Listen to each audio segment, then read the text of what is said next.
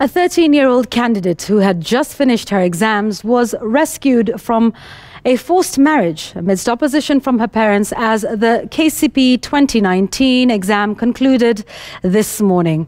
Education Cabinet Secretary Professor George Magoha says results of this year's Kenya Certificate of Primary Education examinations will be released earlier than was the case last year. Here's Makori Ongechi.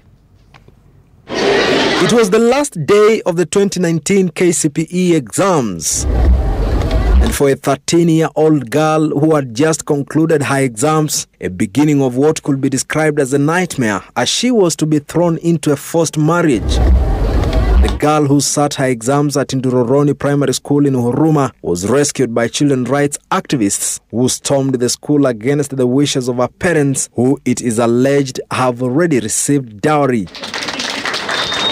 While there were hundreds of girls who either sat the KCPE exams last year pregnant or gave birth during the exams, Education Cabinet Secretary Professor George Magoha says the number reduced significantly this year. I want to thank the parents of our children. It seems that they are talking to the children because they are the ones to mold the children. This is a much smaller percentage as compared to last year. In his report, Professor Magoha also noting that the security measures put in place had helped curb exam malpractices. Magoha says none of the examination papers leaked, despite the delays experienced in some parts of the country. The CS argues it was a successful ending, but a rehearsal for Monday's KCSE kickoff. I have no sympathy for somebody who chooses to do something that he or she is sure that is wrong, and he or she knows the consequences. While KCPE was marked and results released by November 20th last year, the Cabinet Secretary has told candidates whose anxiety now shifts to results to expect them soon. We were able to overcome it and we did the exam and we are expecting high marks. The exam was fair. We are hoping for the best and we gave our best and the rest is in God's hands.